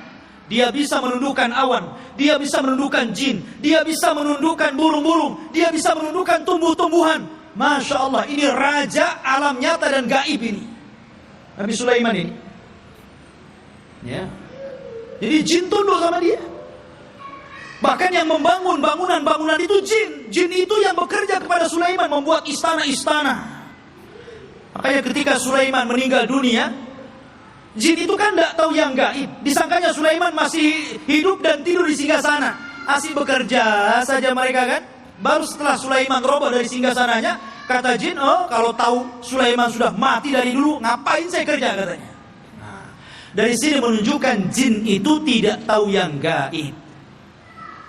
Kalau jin tidak tahu yang gaib, berarti dukun lebih tidak tahu yang gaib. Karena dukun itu gurunya jin. Mereka itu para pendusta, nggak usah dibenarkan. Benarnya satu, dustanya itu 1000. Ya. Masyarul muslimin rahimani wa rahimakumullah. Maka Sulaiman inilah puncak kekuasaan. Dan di zaman Sulaiman ini beliau membangun satu tempat ibadah menggantikan tabut, namanya Haikal Sulaiman, yang sekarang menjadi mimpi orang Yahudi. Haikal Sulaiman, mimpinya orang Yahudi itu sampai hari ini. Sulaiman membuat haikal. Dialah yang pertama kali meninggikan Masjidil Aqsa. Jadi kalau Ibrahim meninggikan Masjidil Haram, kalau Masjidil Aqsa ditinggikan oleh Sulaiman. Dan ketika dia mendirikan Masjidil Aqsa, maka dia meminta kepada Allah 3. Satu, agar Allah memberikan hukum yang sesuai dengan hukum Allah. Yang kedua, agar diberikan kekuasaan yang tidak pernah diberikan kepada siapapun setelahnya. Yang ketiga, agar siapapun orang yang masuk ke masjid ini dan tidak ada niat kecuali sholat, keluar, maka dia sudah hilang dosanya seperti anak yang baru dilahirkan dari perut ibunya. Kata Rasul, aku berkehendak bahwa yang ketiga itu aku, kata Rasul. Karena yang kedua sudah dikabulkan. Dan Rasul pernah sholat di Baitul Maqdis. Kata Rasul, aku berharap aku yang ketiganya. Masyarul muslimin, jamaah sekalian yang dirahmati Allah Azza wa Jalla, maka Sulaiman pun membentuk tempat ibadah yang disebut dengan Haikal Sulaiman, Masjidil Aqsa yang lama. Di zaman Sulaiman itu disebut Haikal namanya. Baru kemudian roboh, kemudian dibesarkan, akhirnya menjadi besar. Lah Yahudi ini ingin mencari itu. Dulu ketika Sulaiman mendirikan Masjidil Aqsa yang disebut dengan Haikal itu, dari mana ke mana? Berapa meter? Lebarnya berapa meter? Kemudian panjangnya berapa meter? Kalau sudah ketemu situs ini, maka mereka akan membangun Masjidil Aqsa mau dirobohkan. Sehingga Haikal yang naik itu tujuan Yahudi sampai hari ini. Makanya mereka membolongi itu. Masjidil Aqsa itu bolong bawahnya. Makanya tidak bisa menampung banyak-banyak. Kalau banyak nanti roboh itu. Karena di situ ikhwatu fiddin, di bawah tanahnya itu, di bawah tembok ratapan itu, mereka mencari-cari di mana tempat haikalnya Sulaiman. Jadi para ilmuwan Israel terus mencari dan akan membangunnya. Dan mereka ingin mendirikan Israel Raya persis di atas haikal Sulaiman. Makanya si Trump itu, Donald Trump ya, mereka orang-orang Israel didukung oleh Amerika untuk menguasai Yerusalem yang memang Masjidil Aqsa ada di situ, dan bercita-cita untuk membuat negara Israel Raya tepat di atasnya haikal Sulaiman. Alhamdulillah negara kita tegas menolaknya, dan negara-negara yang lain juga tegas. Bukan hanya orang Islam, di luar Islam pun sebagian mereka menolaknya. Tapi yang jelas saya katakan, yang namanya Yahudi dan Nasrani itu akan sekongkol sampai pun ketika Malhamatul Kubra di akhir zaman, perang besar yang tidak ada perang setelahnya, tetap saja Yahudi dan Nasrani itu akan sekongkol melawan kaum muslimin. Masyarul muslimin, sampailah ketika Sulaiman meninggal dunia, anak-anak Sulaiman ini mulai berebut kekuasaan. Ya. Karena berebut kekuasaan, goncanglah Bani Israel. Sudah tidak ada raja lagi. Raja itu cuma 3 di zaman Bani Israel, Talut, Daud, dan Sulaiman. Setelah itu nggak ada raja lagi. Akhirnya mereka pun berpecah, satu demi satu berpecah. Lemahlah orang-orang Yahudi. Ketika mereka lemah inilah, maka bangsa-bangsa luar mulai menjajah orang-orang Yahudi. Lah dari situlah datang pasukan dari Irak, pasukan Babil, yang kemudian menghancurkan Yahudi, menawan mereka dan memperbudak mereka, dibawa ke Irak, sebagainya lari ke Mesir. Dan ketika muncul seorang perdana menteri yang kemudian menguasai Babil, namanya Bukhtun Nasr, dialah yang kemudian menghancurkan negeri Palestina sehancur-hancurnya dan merobohkan haikal Sulaiman. Hancur lebur. Orang-orang Yahudi ditindas, orang-orang Yahudi diperbudak oleh Bukhtun Nasr ini. Hancur semuanya. Sampai disinilah Taurat hilang. Alwah Taurat hilang. Orang-orang Yahudi bingung. Akhirnya sebagian mereka mulai merangkai Taurat, sehingga akhirnya dari situlah kemudian campur tangan ucapan firman Allah dengan campur tangan ucapan manusia, mulailah muncul pada Taurat. Sehingga kemudian Taurat mulai berubah dari aslinya, yuharrifunal kalima an mawadi. Dari sinilah Yahudi tersesat. Karena alwahnya Taurat, papannya hilang, berceceran kemana-mana. Karena Palestina dihancurkan Bukhtun Nasr. Lah ketika hancurnya Palestina ini, datanglah seorang nabi, namanya Uzair. Nabi Uzair, ya kan? Datang, kemudian melihat kehancuran Palestina yang luar biasa. Haikal Sulaiman roboh, kota Palestina hancur, orang Yahudi dibantai, orang Yahudi diperbudak di Babil, Irak, gitu kan? Maka dia berpikir, kaifa yuhyillahu ba'da mautiha? Bagaimana Allah bisa menghidupkan kota yang hancur setelah dulu kota ini sangat ramai, sangat indah, sangat bagus? Akhirnya Allah Subhanahu wa taala menidurkan Nabi Uzair 100 tahun. Fa'amatahu Allahu mi'ata amin summa ba'athah. Maka kemudian Uzair pun ditidurkan Allah 100 tahun. Kemudian dibangkitkan seolah-olah baru tidur sejam 2 jam, karena ditidurkan di waktu duhur dan dibangunkan di waktu asar. Asar ke duhur cuma berapa jam saja. Disangkanya hanya 2-3 jam dia tidur, padahal dia sudah 100 tahun ditidurkan. Dan Allah bolak-balikan badannya sehingga badannya tidak hancur, dan Allah biarkan badannya muda terus, sehingga ketika 100 tahun dia dibangkitkan, orang sudah tua, dia masih muda. Orang udah janggutnya panjang-panjang, udah pakai tongkat bungku-bungku, dia masih muda saja. Maka ketika dia mencari rumahnya, ya namanya rumahnya tahu di mana. Rupanya rumah itu masih ingat di mana letaknya. Rupanya di situ ada nenek. Rupanya nenek ini dulunya bekas pembantunya, lebih muda jauh, tapi sekarang lebih tua jauh. Siapa kamu? Saya Uzair. Uzair dah mati 100 tahun, kau ngaku Uzair pula kan? Mana buktinya kau Uzair? Akhirnya ditunjukkan bukti-buktinya. Kaget nenek ini. Oh, kamu ini tuan saya, kamu Uzair. Menyebarlah nama Uzair di Bani Israel.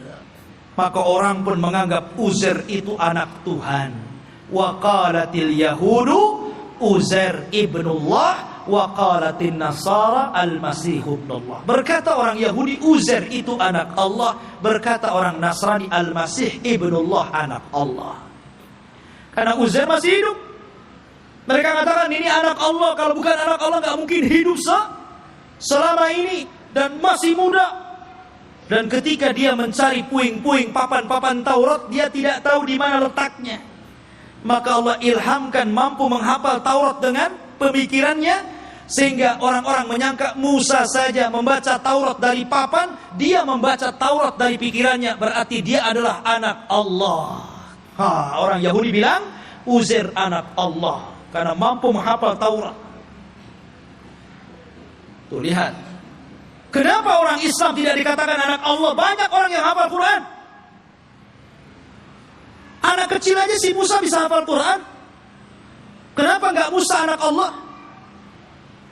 Al-Quran itu luar biasa ikhwan. Semua bisa menghafal Al-Quran. Bisa Quran dihafal. Anak kecil bisa hafal Quran. Tapi nggak ada sejarah orang hafal Taurat. Nggak ada sejarah pastor hafal Injil. Nggak ada. Tapi Taurat dan Injil tidak bisa dihafal. Tapi Quran bisa dihafal. Ini mukjizat namanya. Quran itu bisa, walaqad yassarna Qur'ana lidzikri. Allah mudahkan Quran itu untuk diingat. Ma'asyiral muslimin rahimani wa rahimakumullah. Maka itu kisah Nabi Uzair. Akhirnya kemudian Yahudi pun ditindas. Maka setelah kemudian zaman Bukhtun Nasr berlalu, datanglah Persia menyerbu dan menang. Maka orang-orang Yahudi dikembalikan ke Palestina. Setelah itu datang Romawi dan memenangkan Persia. Akhirnya orang Yahudi diperbudak lagi. Sebagian mereka hijrah sampai ke Madinah. Inilah sejarah kenapa dahulu di zaman Rasul ada orang-orang Yahudi di Madinah. Karena ketika Romawi berhasil mengalahkan Persia, maka orang-orang Yahudi banyak yang diperbudak, sebagian mereka lari. Dan mereka punya ramalan bahwa kelak akan muncul seorang nabi di tanah yang banyak pohon kurma, yang kemudian belakangan disebut Yathrib dan belakangan lagi disebut Madinah Al-Munawwarah. Berangkatlah mereka ke Madinah, suaka besar-besaran. Ya. Tapi kemudian setelah tahun 1700-an belakangan ke sini gitu kan, maka mulailah orang-orang menggagas untuk mengumpulkan orang Yahudi, kemudian mengumpulkan di Palestina. Kemudian pada tahun 1940-an gitu kan, barulah kemudian atas bantuan Inggris dan Amerika, akhirnya orang-orang Yahudi diresmikan untuk membuat negara sendiri yang sekarang disebut Israel. Israel, bukan Bani Israel. Karena kerajaan Israel ini, ikhwan, itu berbeda dengan Yahudi. Itu dua pecahan yang berbeda. Ya, Yahudi ini keturunan Yahuda. Kalau Israel berbeda. Karena Israel ini masih mengagungkan para nabi, tapi Yahudi itu membenci para nabi. Mereka lah yang membunuh Nabi Zakaria sehingga digergaji sampai mati. Dialah yang membunuh Nabi Yahya bin Zakaria, disembelihnya sampai mati. Dia pula mengklaim sudah membunuh Nabi Isa bin Maryam dan mengatakan anak zina dan dibunuhnya. Walaupun Al-Quran mengingkari terbunuhnya Isa dan mengatakan Isa tidak dibunuh, Isa disalib, Isa tidak disalib, dan Isa diserupakan, bahkan dia diangkat ke langit. Tapi orang Yahudi mengklaim sudah membunuh Isa. Itulah kisahnya orang Yahudi. Jadi orang Yahudi yang sekarang ini hanya sandiwara orang-orang itu, orang-orang kafir, orang-orang Inggris dan Amerika saja. Mereka membuat cerita bahwa seolah-olah itu adalah tanah mereka. Demi Allah, sejengkal pun bukan tanah Yahudi. Bagaimana kemudian Donald Trump mengumumkan untuk memindahkan ibu kota Yerusalem sebagai ibu kota Israel dan akan mendirikan Israel Raya di atas Baitul Maqdis? Maka kita harus bangkit. Nggak bisa seperti itu. Satu jengkal pun mereka nggak punya tanah. Bagaimana mungkin kemudian mereka mengklaim ini tanah Yahudi? Dan di akhir zaman, yang mereka ramalkan memang akan menjadi kenyataan. Mereka meramalkan setelah Haikal Sulaiman terbangun, maka akan diutus kepada mereka Imam Mahdi yang ditunggu-tunggu, namanya Dajjal. Dajjal itulah Imam Mahdi yang ditunggu-tunggu mereka. Makanya kita lihat simbol Zionis itu simbol mata. Ya, ada Dajjal itu cuma satu matanya di sini. Makanya kemudian mereka menganggap bahwa itu Imam Mahdi mereka yang mereka tunggu. Makanya dalam Islam pun dibenarkan Karena kelak Dajjal itu akan diikuti 70.000 Yahudi Asfahan. Mereka akan mengikuti Dajjal. Tapi Dajjal tidak bisa diperangi oleh Imam Mahdi, karena terlalu kuat, pengikutnya banyak. Makanya kemudian Imam Mahdi terkepung di sebuah bukit. Akhirnya mereka pun harus kemudian bersembunyi di bukit Tur, sampai Allah turunkan kepada mereka Isa bin Maryam, dan itu cita-citanya Nasrani. Jadi Nasrani ini mereka meyakini bahwa Isa akan turun. Isa yang mereka yakini sudah disalib dan sudah dibunuh, kemudian dihidupkan kembali setelah 30 hari, kemudian diangkat ke langit dan akan diturunkan di akhir zaman. Ini Nasrani ngakui. Dan Nasrani mengakui bahwa Isa ini kelak akan membunuh Dajjal dan akan memimpin dunia, dan dunia akan dikuasai Nasrani. Padahal Isa turun, hanya tugasnya membunuh Dajjal, mematahkan salib, membunuh babi, dan menegakkan hukum sesuai dengan hukum Imam Mahdi yang notabene mengikuti ajaran Islam. Karena dia sholat di belakang Imam Mahdi. Isa turun di malam hari di waktu subuh. Ketika itu orang-orang sudah putus asa melawan tentara Dajjal. Maka Isa mengatakan, aku berikan 3 pilihan kepada kalian, kepada tentara Imam Mahdi yang tinggal sedikit. Aku berdoa kepada Allah agar Allah kirimkan tentara lain bukan kalian, supaya mereka yang menghancurkan Dajjal, dan Dajjal akan meninggal. Yang kedua, atau aku berdoa kepada Allah untuk dikirim bencana besar, agar Dajjal terkena bencana dan pasukannya, sehingga kalian diselamatkan tanpa harus berperang. Atau yang terakhir, kita perang, saya pimpin kalian. Dan saya akan berdoa kepada Allah agar pasukan Dajjal tidak sanggup mengangkat senjata, kalian tinggal penggal lehernya, aku yang menghadapi Dajjal. Kata mereka yang ketiga enak nampaknya. Akhirnya mereka pilih yang ketiga. Berangkatlah setelah sholat subuh, mereka tinggal menggal kepala. Orang Yahudi, Nasrani, dan para pengikut Dajjal gak bisa apa-apa. Akhirnya mereka kalah, tunggang langgang, lari bersembunyi di batu. Batu bicara, hei ini Yahudi di belakang, bunuh dia. Lari di mana-mana, di setiap tempat dia sembunyi, makhluk Allah bicara di situ. Kecuali satu pohon yang tidak mau bicara, namanya pohon Gharqad. Hadis ini bocor kepada orang Yahudi, sehingga Yahudi nanam banyak-banyak pohon Gharqad di Israel. Tapi sayang kemarin kebakaran, nanam lagi dari awal. Masyaallah muslimin rahimani wa rahimakumullah. Gharqad ini gak mau ngomong. Ya, makanya orang Yahudi, Gharqad ini bukan cemara. Memang bentuknya kayak cemara, tapi cemara bukan Gharqad. Ya. Nanti antum pula lihat cemara di tebangnya. Ini pohonnya Yahudi, nanti Yahudi sembunyi di sini gitu. Bukan, Gharqad lah, bukan cemara. Ya. Intinya ikhwatu fillah yang dimuliakan Allah Azza wa Jalla, maka Dajjal berhadapan dengan Nabi Isa, dan Isa pun berhasil membunuh dan membawa kepalanya. Kemudian diberitahu kepada orang-orang bahwa dia telah membunuh Dajjal. Maka sebagian yang selamat dari orang-orang Nasrani kemudian beriman kepada Isa bin Maryam atas syariat Muhammad, sehingga Allah isyaratkan dalam Al-Quran, wa im min ahlil kitab illa la yu'minanna bihi qabla mautihi. Dan sebagian ahli kitab akan beriman kepada syariat Muhammad lewat Nabi Isa sebelum kematian Isa. Isa pun hidup selama 40 tahun. Di selang hidupnya inilah muncul fitnah yang lebih besar dibandingkan fitnah Dajjal. Fitnah apa? Munculnya satu kabilah yang bernama Ya'juj dan Ma'juj, dari keturunan Yafis ibn Nuh alaihi salatu wassalam. Satu kaum yang tidak bisa diperangi, tidak bisa dibunuh. Pasukan mereka banyak, satu dari kita 999 dari mereka. Anda bisa bayangkan? Jadi kalau kita melawan mereka, jadi satu dari kita melawan 999 dari mereka. Bayangkan. Sehingga ketika Allah adab dengan mengutus ulat, dan mereka mati semua dengan ulat tersebut, bangkai mereka rata. sehingga setiap satu jengkal di tanah ada bangkainya.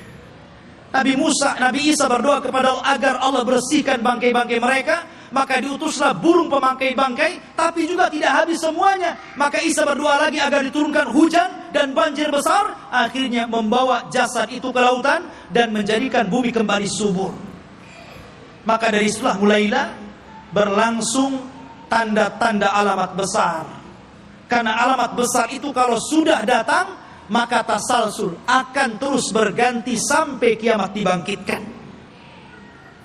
Oleh karena itulah ikhwatul fiddin, inilah kisah Palestina dan Yahudi. Semoga menjadi pencerahan dan pengetahuan bagi kita. Semoga Allah Subhanahu wa taala mendoakan saudara-saudara kita yang ada di Palestina dan menggagalkan keinginan orang-orang kafir untuk menjadikan Yerusalem sebagai ibu kota Israel yang akan dibentuk sebuah negara Israel Raya. Mimpi mereka, tapi kita umat Islam tidak akan setuju dengan itu. Kita doakan terus agar saudara-saudara kita dimenangkan oleh Allah dan dihancurkan orang-orang kafir. Subhanakallah bihamdika asyhadu an la ilaha illa anta astaghfiruka wa atubu ilaik. Allah taala. Assalamualaikum warahmatullahi wabarakatuh.